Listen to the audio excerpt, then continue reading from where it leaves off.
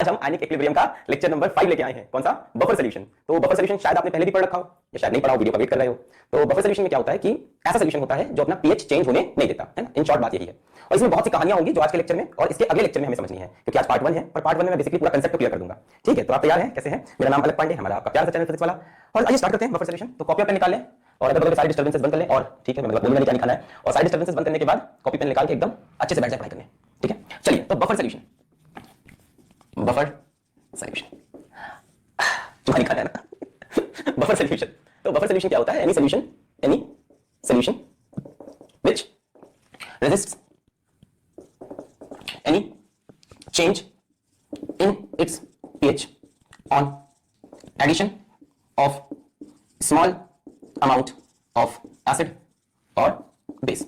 एक ऐसा सॉल्यूशन जिसका pH चेंज ना हो। ऐसा सॉल्यूशन बना लिया जिसमें हमने थोड़ा सा एसिड डाला तो उसका pH चेंज नहीं हुआ, थोड़ा सा बेस डाला तो भी उसका pH चेंज नहीं हुआ। मतलब ऐसा solution which maintains its pH fairly constant, मतलब करीब करीब कांस्टेंट, ठीक है, even on addition of small amount of acid और बेस। जो अपने pH को बरकरार रखे, मेंटेन रखे, करीब करीब मेंटेन रखे, 100% नहीं रख सकता, करीब करीब मेंटेन रखे जब आप उसमें एसिड इंट्रोड्यूस करो या बेस, है ना। जैसे अपने बॉडी का अपना ब्लड है, हम बाहर जाते हैं, समोसा भी खा लेते हैं, ठीक है, चाउमीन भी खा लेते हैं, है ना, चूहा भी खा लेते हैं, अपन सब खा लेते हैं। अब सब खाने से क्या होगा? कोई एसिडिक होगा, कोई बेसिक होगा, है ना। तो ब्लड का तो अपना pH बदल जाए, ब्लड का pH बदल जाए, पूरी बॉडी पागल हो जाए, पर ऐसा नहीं होता, because blood is a buffer solution. थोड़ा बहुत एसिड बेस को झेल ले जाता है, ठीक है, उसका pH चेंज नहीं होता, उसका pH कांस्टेंट चलता रहता है।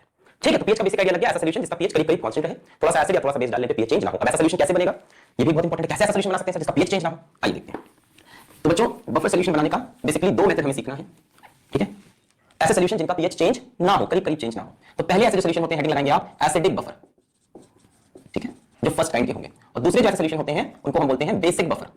तो आज के लेक्चर में हम एसिडिक बफर पूरा क्लियर कर देंगे। अगर एसिडिक बफर 100% क्लियर हो गया तो बेसिक बफर पढ़ने में क्या लगेगा? 10 मिनट लगेगा, 12 मिनट, खत्म। सारे कांसेप्ट तो एक ही रहेंगे, एकदम एक जैसे कांसेप्ट है, इसमें समझेंगे, इसमें अप्लाई कर देंगे। तो एसिडिक बफर की बेसिक डेफिनेशन क्या है? एसिडिक बफर की जो बेसिक डेफिनेशन है वो है कि हमारे पास एक वीक एसिड हो प्लस हमारे पास एक सॉल्ट हो जो weak acid plus strong base का हो। ये बेसिक डेफिनेशन है एसिडिक बफर की। अब बताओ बेसिक बफर की डेफिनेशन क्या बन जाएगी? हमारे पास एक वीक बेस हो प्लस एक सॉल्ट हो, किसका? Weak base plus strong acid, ठीक है। और ये बेस सेम होना चाहिए जिसका सॉल्ट हो। ये बेसिक डेफिनेशन हो गई बफर की, चाहे एसिडिक बफर हो चाहे बेसिक बफर हो। एक वीक कंपोनेंट हो और दूसरा एक सॉल्ट हो जो उसी वीक कंपोनेंट से बना हो, और एक अगले कंपोनेंट से बना हो जो कि स्ट्रॉन्ग कंपोनेंट। तो चलिए एसिडिक बफर स्टार्ट करें। एसिडिक बफर शुरू करते हैं। ये बेसिक डेफिनेशन है, वैसे तो बहुत तरह के बफर मैं आपको दिखाने वाला हूं, ठीक है। तो एसिडिक बफर, तो अगर हम सिंपल डेफिनेशन से चले तो हमें क्या चाहिए? एक वीक एसिड चाहिए प्लस हमें एक सॉल्ट चाहिए। सॉल्ट किसका हो? वीक एसिड स्ट्रॉन्ग बेस का, है ना। सॉल्ट किसका हो? इसी वीक एसिड का किसी स्ट्रॉन्ग बेस के साथ। जैसे पहला एग्जांपल देखिए, मेरे पास वीक एसिड हो गया CH3COOH एसिटिक एसिड। अब इसका सॉल्ट मैं ले रहा हूं CH3COONA सोडियम एसीटेट। ये इसका किसके साथ सॉल्ट हो गया? स्ट्रॉन्ग बेस NaOH के साथ सॉल्ट हो गया। जैसे देखिए मैं बोलूं HCN hydrogen cyanide weak acid. अब एक सॉल्ट मैं ले रहा हूं NaCN, ये इसका किसके साथ सॉल्ट हो गया? NaOH के साथ, जो कि स्ट्रॉन्ग बेस है।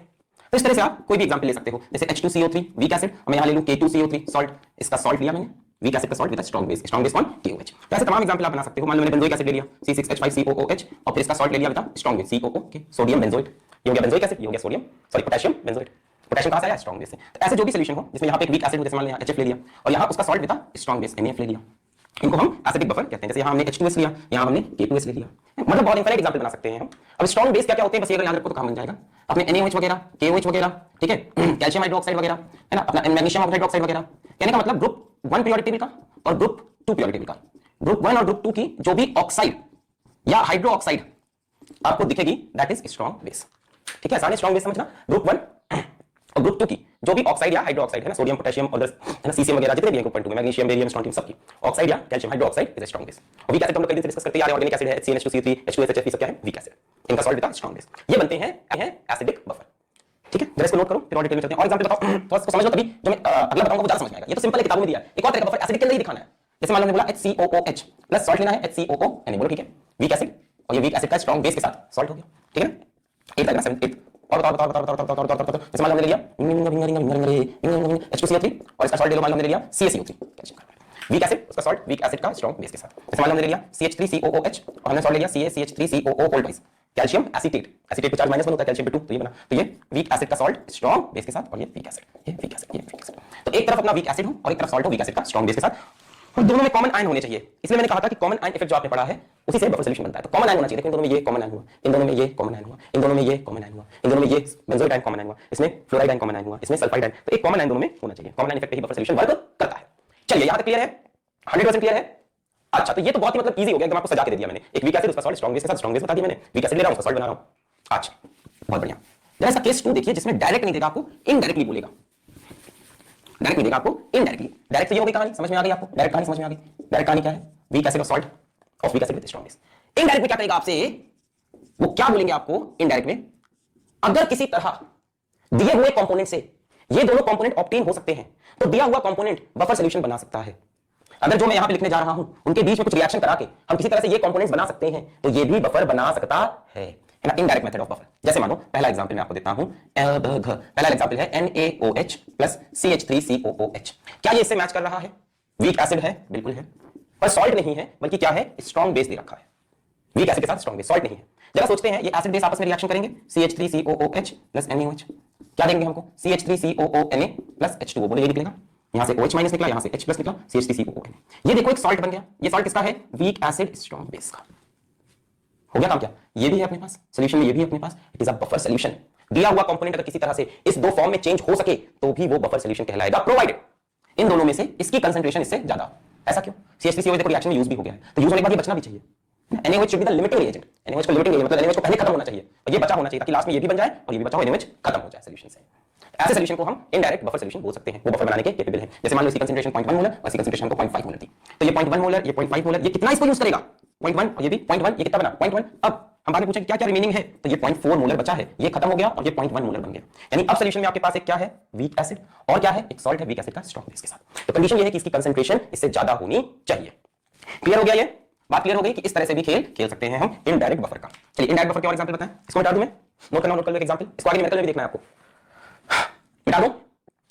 ओके, तो आप समझ गए कि इससे सॉल्ट बन सकता था, खेल हो सकता था। दूसरा देखिए जरा, ऐसे एग्जांपल मैं आपको दूं, मान लीजिए मेरे पास HCN है और H2SO4 है। अब देखने में लग रहा है ये बफर बन ही नहीं सकता, है ना, HCN ये मेरे पास, सॉरी NaCN है और H2SO4। अब देखने में लग रहा है ये बफर नहीं बन सकता। NaCN क्या है? एक सॉल्ट है। किसका सॉल्ट है? HCN यानी weak acid, NaOH strong base. भाई ये किसका सॉल्ट है? Weak acid strong base. और ये क्या है? ये एक स्ट्रॉन्ग एसिड है, सल्फ्यूरिक एसिड। क्या इनसे ये कंपोनेंट बन सकते हैं? सोचो, रिएक्शन होगा NaCN प्लस H2SO4, H इससे लग जाएगा, बनेगा HCN प्लस Na2SO4। HCN क्या बन गया? Weak acid. तो अपने पास वीक एसिड भी हो गया, वीक एसिड स्ट्रॉन्ग बेस का सॉल्ट भी हो गया, तो yes it is a buffer solution, it can form a buffer solution. Condition क्या होगी कि ये रिएक्शन होने के बाद भी NaCN बचा हो, मतलब NaCN का कंसंट्रेशन मान लो 0.2 मोलर, तो इसका 0.1 मोलर, इसका कंसंट्रेशन इससे 0.2 क्या और ज्यादा मान लो, क्योंकि इसको तो 2 मोलर से रिएक्ट करेंगे ना, अगर बैलेंस करेंगे तो हम 2 और 2 लगेगा, तो मान लो 0.4 मोलर। मतलब ये रिएक्शन खत्म होने के बाद भी NaCN आपके पास बचा हो और रिएक्शन खत्म होने पे आपको HCN भी मिल गया, वीक एसिड मिल गया और उसका सॉल्ट मिल गया विद स्ट्रॉन्ग बेस। क्लियर हो ये बात? सो इसको हम बोलते हैं इनडायरेक्ट बफर सॉल्यूशन, ठीक है। जैसे मान लो हमने दिया HNO3 प्लस CH3COONA, क्या ये बफर बना सकता है? ये क्या है? एक सॉल्ट है, किसका सॉल्ट है? वीक एसिड स्ट्रॉन्ग बेस का, और ये क्या है? एक स्ट्रॉन्ग एसिड है। देखो पिछला वाला एग्जांपल लेते हैं। अब सोचो रिएक्शन, ये दोनों आपस में रिएक्ट करेंगे तो उससे CH3COOH बनेगा, देखो CH3COONA प्लस HNO3, अब CH3COOH प्लस NaNO3, ये बन गया वीक एसिड। और अपने पास सॉल्ट पहले से है वीक एसिड स्ट्रॉन्ग बेस का। कंडीशन यही होगी, ये रिएक्शन खत्म होने के बाद CH3CONA बचा होना चाहिए, इसकी कंसंट्रेशन 0.2 मोलर, इसकी एग्जांपल दे रहा हूं, मतलब ये से ज्यादा हो, वरना इसी रिएक्शन में ये खत्म हो जाएगा, तो वीक एसिड तो बना पर सॉल्ट नहीं बचा, ठीक है। और ये तो पूरा खत्म हो गया, इसकी कंसंट्रेशन कम थी, जितना वीक एसिड बना और ये बना, ये दोनों बचे हुए, ये दोनों क्या बन गए? बफर। देखो weak acid, salt of weak acid with strong base. तो इसको बच्चों हम बोलते हैं इनडायरेक्ट बफर सॉल्यूशन, ठीक है। ऐसा नाम ही मैंने नाम दे दिया है, किसी किताब में नाम लिखे नहीं होते। और दिखाऊं, क्लियर हो गया होगा। जैसे मान लो हमको और क्या दे सकता है, और हमको दे दिया HCOOH प्लस KOH।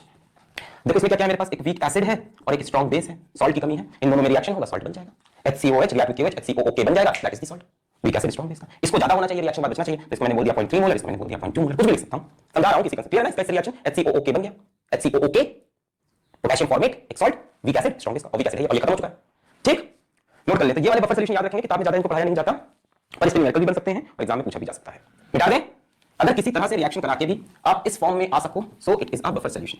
देखो जेईई 2010 में हमसे पूछा, IIT जेईई 2010 में हमसे पूछा कि इनमें से कौन कौन सा बफर हो सकता है, इनमें से कौन कौन सा बफर हो सकता है। एग्जांपल ऑप्शन थे HNO3 CH3COOH, KOH CH3COONA, HNO3 CH3COONA, option D CH3COOH CH3COONA। चलो बताओ, अपने आप सोचो, सारे ऑप्शन को एनालाइज करो, सोच के बताओ इसमें से कौन कौन सा बफर है या हो सकता है या हो सकता है। चलिए कर लिया आपने। सबसे पहले डी ऑप्शन तो होना ही होना है, वीक एसिड, और this is a salt, of weak acid with strong base. तो ये तो पूरी डेफिनेशन को सेटिस्फाई करता है। ओके, ये तो सबसे साफ सबसे पहले ये दिखाई पड़ा एकदम CH3COH CH3CO। चलिए पहला ऑप्शन लेते हैं, this is a strong acid, this is a weak acid. इससे कोई बफर बनने वाला नहीं क्योंकि आपके पास बेस ही नहीं है। स्ट्रॉन्ग बेस नहीं है तो अटेम्प्ट करना भी फालतू है। सॉल्ट मतलब स्ट्रॉन्ग बेस नहीं दिख रहा, नहीं, so this is not possible. फिर इस पे आओ, this is strong base and this is salt of weak acid and strong base. चलिए ट्राई करते हैं, शायद बन सके। स्ट्रॉन्ग बेस है, सॉल्ट है, वीक एसिड स्ट्रॉन्ग बेस का। इन दोनों में यदि आप रिएक्शन कराओगे तो रिएक्शन होगा ही नहीं। भाई कैसे होगा, यहाँ H+ तो है नहीं कि जाके CH3COH बन जाए। भाई ये तो क्या रिलीज करेगा, OH- और ये किसमें टूटेगा, इसमें और इसमें। अब बताओ कोई पॉसिबिलिटी है कि आपके पास CH3COH बन जाए? वही तो आपको चाहिए ना एसिड में। तो CH3COH बनने